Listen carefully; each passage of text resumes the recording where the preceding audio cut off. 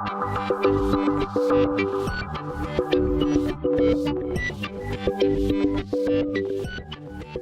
interesting new hardware features that we now need to exploit in the compiler.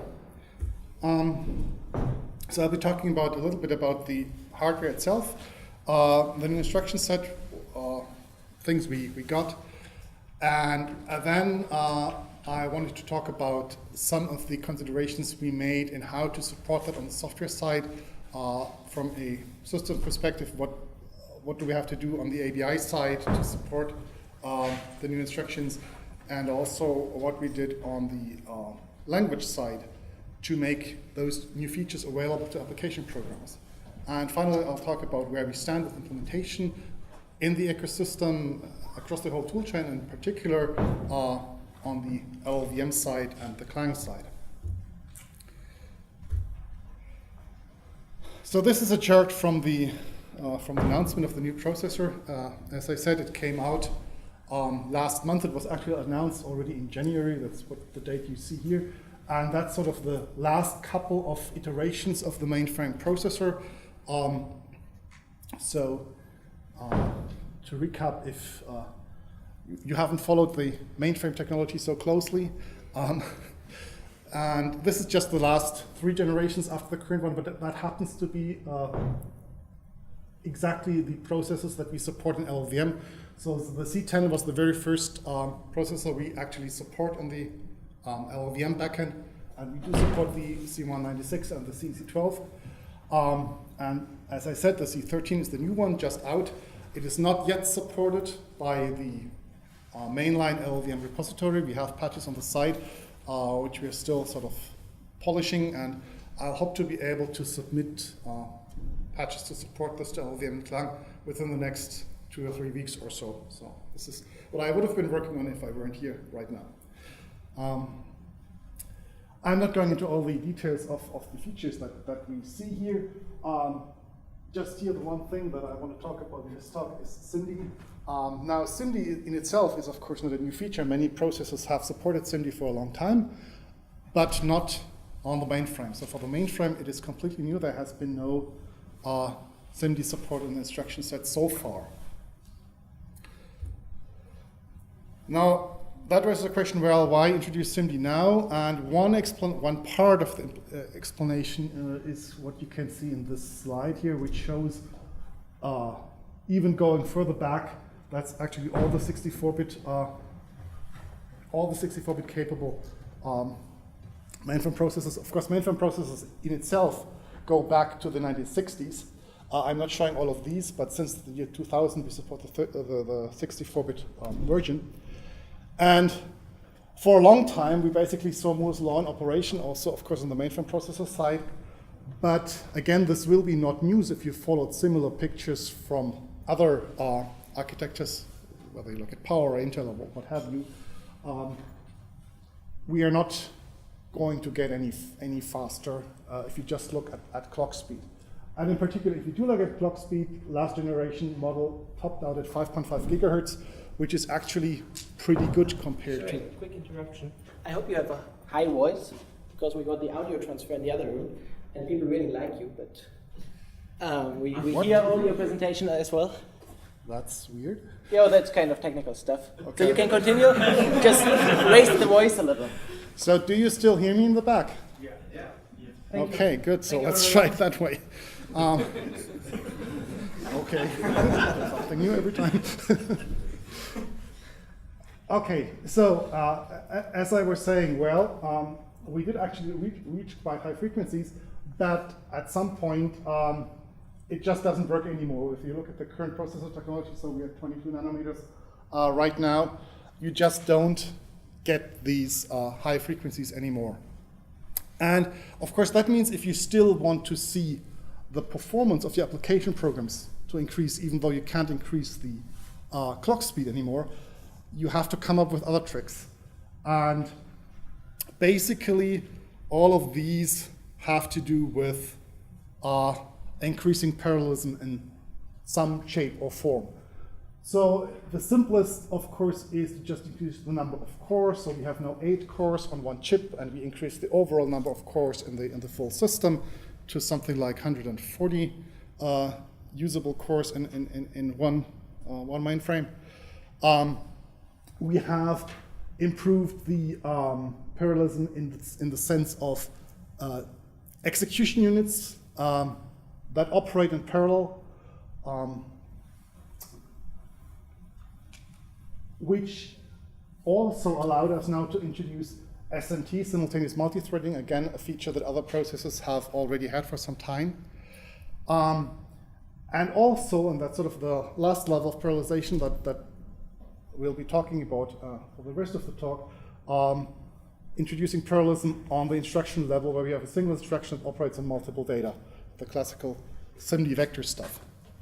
I'm not going into all the other technical details on that slide because really from a compiler perspective, there's not much we can do about any of the other stuff, but to exploit SIMD, we really need to support it in the compiler. Now, as I said, SIMD is a feature that is available in other processor families for a long time. How does what we do on the mainframe now differ from, let's say, the multi-vec vector instruction set on power or the SSE AVX vector sets on Intel or the SIMD instruction set that you have on ARM? Well, one difference is sort of the intended use case. It is really more intended to support things like what they call the business analytics set of workloads. So basically, if you look at what mainframes are used for primarily, traditionally the main purpose of the mainframe has been to hold the enterprise data and do transaction processing on the data. So if you have, so typical example for banks and insurance companies and other financial institutions where you have, for example, your credit card processing data runs on the mainframe. And then traditionally you had other operations that you would do on that data.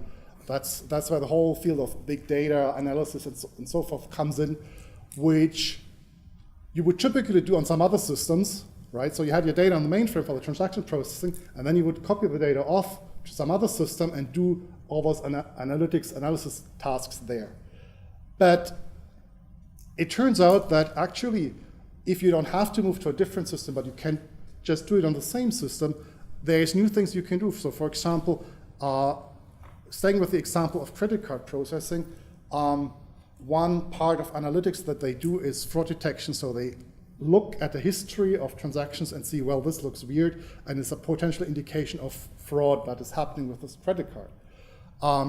Now, if you detect that after the fact, that's good, but even better would be to detect it inline while the transaction is still being processed and being approved. So you can actually refuse to approve the transaction if you detect fraud. And that is made easier, that is one sort of application where you can say, okay, if you can do all that analytics processing on the mainframe itself, right in line with transaction processing, we can come up with new applications. And so that's one of the areas where they thought, okay, that's compute-intensive processing. We could use some of those new instructions. On the other hand, things like what you traditionally do on power machines or elsewhere, where you have your high-performance computing applications like big physics simulations or things like that, that's still not something what we would do on a mainframe. And that sort of influenced the decision on what instructions to put in there and what not. So you will see that we'll have a lot of instructions on the integer side and on the string optimization side, and not so much on the floating point side. So I'm not going to go into all the details of all the new instructions. You can have a look at the principles of operations, which is our instruction manual, which is publicly available. But just to give you an overview on sort of what types of operations we have and how these then to be exploited by the compiler. So we have a whole bunch of support instructions which basically are about moving data around, putting data into a vector, moving it out, setting single elements, replicating data across an element, load and store with different flavors. And a whole bunch of all the regular integer arithmetic across all sorts of different vector sizes. On the floating point side, as I said, we do have floating point vectors, but only double precision. So we have a vector of 2 doubles, and we have all the regular instructions there. So what you would expect, just basic operations, multiply, divide, square root, multiply and add. We don't have single precision vectors at this point.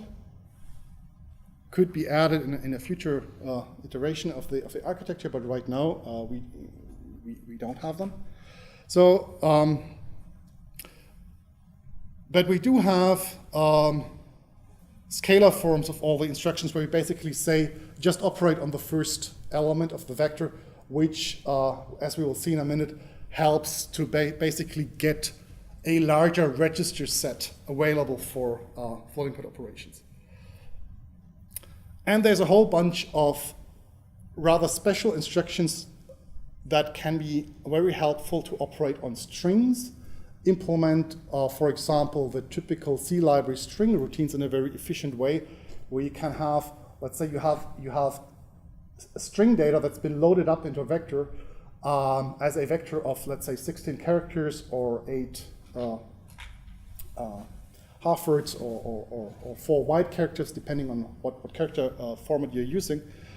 And you can find the first instance of a particular character. You can first define first instance of one of multiple characters or of ranges. You can detect the first occurrence of a null element, which terminates the string, and copy out only the first part of the string. So these are all very useful to implement these sorts of C library routines, but they tend to be very special and not something that a compiler would generate by itself. So as far as the compiler is concerned, those are not instructions that we would generate automatically, but we would make available via separate means.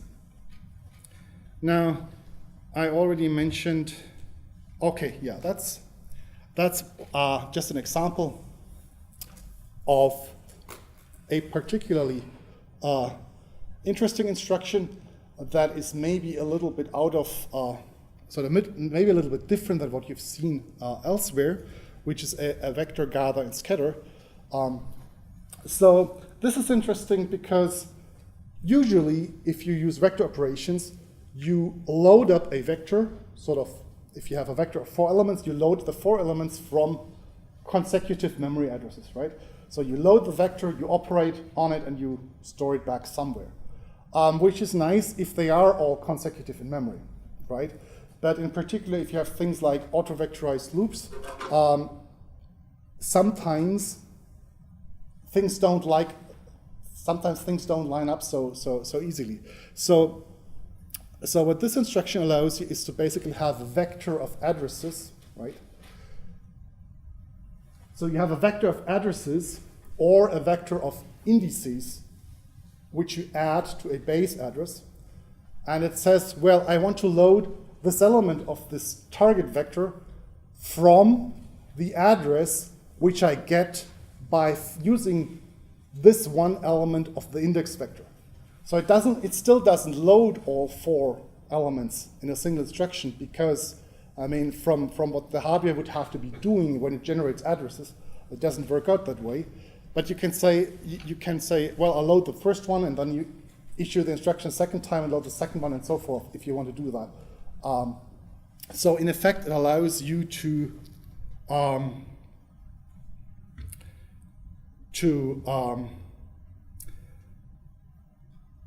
be more. It has the opportunity of allowing you to vectorize more loops that you probably couldn't vectorize before, and that's something where we need to still work on the compiler to fully exploit these instructions. On the register file, which is an interesting approach here, which is sort of similar to what we have in Power, we already had floating point registers, and we basically extended those in this way, where we had the 16 floating point registers are extended to twice the size, and then we have 16 more registers, and all those 32 registers can be used as vector registers, holding vectors, either integer vectors or floating point vectors. And of course, the old instructions are still there, the old floating point instructions are still there and still operate on the floating point registers as before. Now, let's move along. How to exploit that in the system. We do need support throughout the stack, starting with the kernel, which has to save and restore the vector registers, which have on every context switch, so that different applications are safe to use it. Also, we have to save and restore them across signal handlers. We have to make them available to debuggers. And since this is a new feature and old kernels running on the system may not exploit that, there is a new feature bit that the kernel uses to tell user space that it is okay to use vector registers. And in particular, for example, in use cases like LLVM, where we have a JIT that may exploit features as they're available on this particular target system, it's important that we check this bit that the kernel that we're using actually handles all the stuff correctly.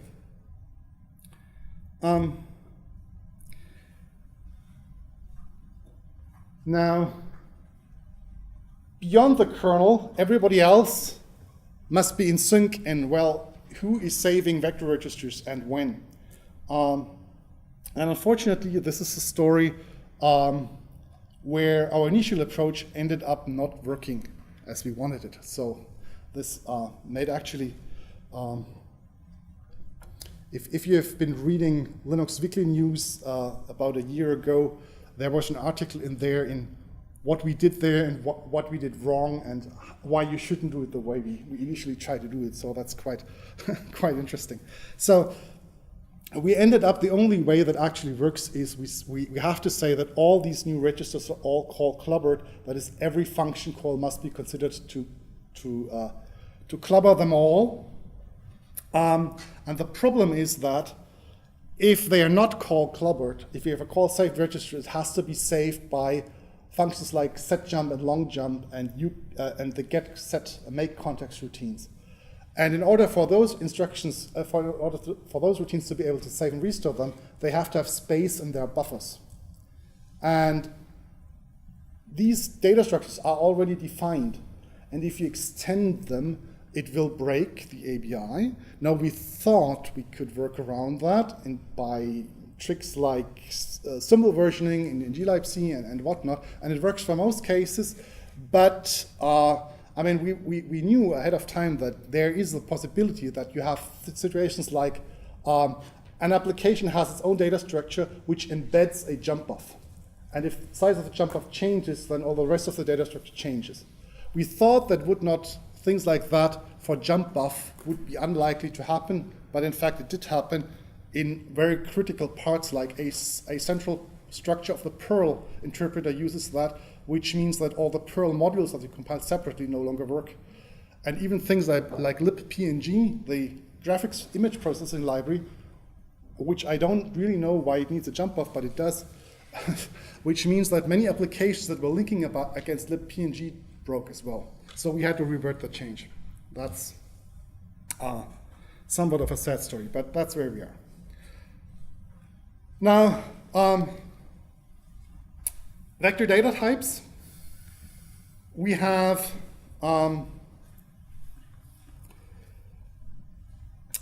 already in current compilers like GCC and also LLVM, we actually already have vector data types because GCC implements this attribute vector size.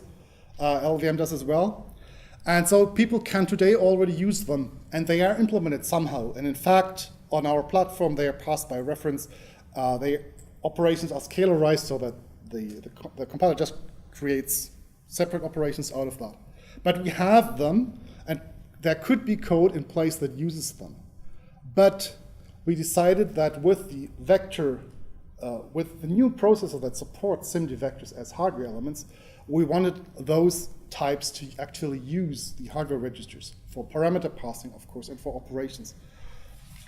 And so the ABI of using these types does change if you build for the new processor model, which is actually the same as is also done on Intel and on PowerPC, so people should be used to that. If you do have a problem with that, you can always switch it off and compile with the old ABI if you want to. Now the new ABI is pretty straightforward. We pass 8 vectors in vector registers. Access arguments are passed on the stack, not by reference. The one tricky bit is that we didn't want to change the VA list data structure, which means that basically if we have an unnamed argument to a variable argument routine, it always has to be passed on the stack. It is never passed in registers. And this in turn means that you have to know whether the function you're calling is variable argument or not, which means that if you have no prototype at all for your target function, you must not pass a vector argument. And this is enforced by the compiler. You just get an error. You have to use prototypes. But since those are required by the C standard for I don't know how many years now, I guess it's time to make the change. And it only occurs if you have vector types as arguments. Otherwise, everything is as always. There's another change which is not completely straightforward, but also happens at the same time. We also changed the alignment of vector data types because the old data types, we just had the GCC default setting, which just said vectors are always naturally aligned, which is usually nice, but if you have long vectors, it becomes inefficient because, for example, our stack is only guaranteed to be 8-byte aligned. So if you had to have 16-byte alignment for all vectors, then we had to realign all the parameters and all the stack all the time, and for no particular purpose because our hardware doesn't really benefit from 16-byte alignment. So 8-byte alignment is just fine for vectors. So we decided that in the new ABI, all vector types are aligned to a maximum of 8 bytes. And this does change the ABI. And unfortunately, this applies not only at the C source level, but also at the LLVM IR level, because the LLVM IR has this data layout notion where it's also aware of alignment of the basic data type. So that has to change as well. And again, it's all tied to the switch that we're using the new vector ABI. So it uses the calling convention and also selects the alignment change. And there's new switches that can switch it on and off.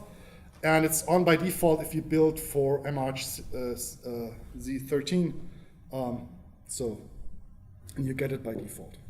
You can still switch it off. Now, that was the low-level part. The high-level part is what does the application programmer see? There's actually several of the, well, there's a lot of other vector extensions out there for the different platforms. And we wanted to sort of not come up with our complete own separate thing, but of course we wanted to fully support our hardware. So what we looked at basically 3 things. The one is, so Linux, and all what I'm talking about is sort of for the Linux side of things on the mainframe, but we of course also have COS, and they also came up with a vector extension for the new machine, of course. So we wanted to be similar to what COS defines. On the other hand, we wanted to allow,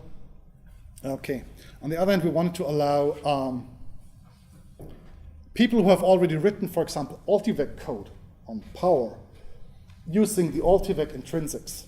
We wanted to allow to port that code with little effort to the new Z vector.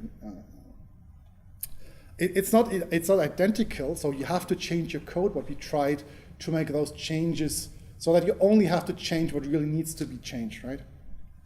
And finally, we have the GCC vector extension, which also is already available today, because GCC, if you define types by attribute vector size, you get all sorts of operators and so forth by GCC itself, and we wanted to remain compatible with that. And those are 3 goals. We're not always compatible in each case, so that's why we had to make some decisions here. In the end, we did model our extension closely after Ultivec, so we have this context-sensitive vector keyword that you may be familiar with Ultivec. So we have vector signed long, we have vector signed int, vector signed long, and so forth. You also have a vector bool like Ultivec does. We have vector double. We don't have vector float since we're not supporting a floating point right now. And we also don't have the vector pixel from Ultivec because we have no hardware that uses that. It's also syntactic sugar in the sense that this vector keyword defines the same types that you could also define by attribute vector size. So under the covers, exactly the same happens, and the two types are also compatible. So you can mix and match if you want to. We have operators on those types which pretty much follow identical the GCC vector extension. Since the types are just syntactic sugar for the GCC types, it follows that the operators logically also have to follow what's already there. With the exception of the vector bool types, because those don't exist.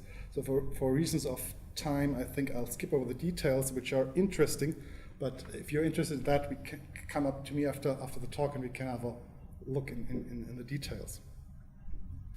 And finally, on top of the operators, we have the built-ins. Similar to what we have with Ultivec, we have an ultivec.h header file. We now have a new header file, which is called vec-and-trin, which is the name we sort of got from the COS implementation, which has all the built-ins in there, which are overloaded by data type, just like Ultivec, and covers all the system, all the instructions. So every instruction that we have in the machine, you can get by one of these built-ins, including all the string built-ins, all the real special stuff. Okay. And the implementation of this header file is really internally uses a set of low-level intrinsics which are not formally documented but are available to user code because they are there. And again, we try to be mostly compatible with what GCC does there. Okay. I think I'm getting close to the end of my allotted time. Well, what do we have? But I still wanted to go quickly over the implementation status to give you an impression on what we had to do on the LLVM side and on the client side to get it done and where we stand. So that's just a quick overview of the rest of the system. So kernel support is upstream, binational support is upstream. GCC support is not yet upstream. We're waiting for the freeze to be lifted. It's currently in the release freeze for the GCC 5.1 release. After that, we are going to submit the GCC patches and the remaining other patches. And at the same time, we are also going to submit the LLVM and client patches. So all that should happen within the next couple of weeks. On the LLVM side,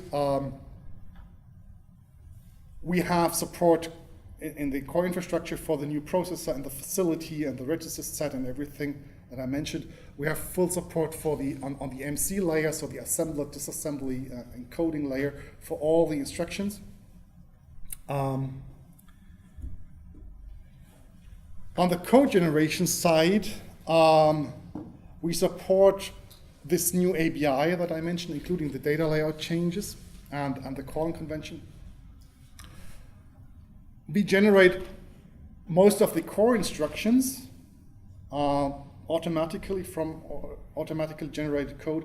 And on the integer side, we generate all the usual arithmetic and bitwise operations.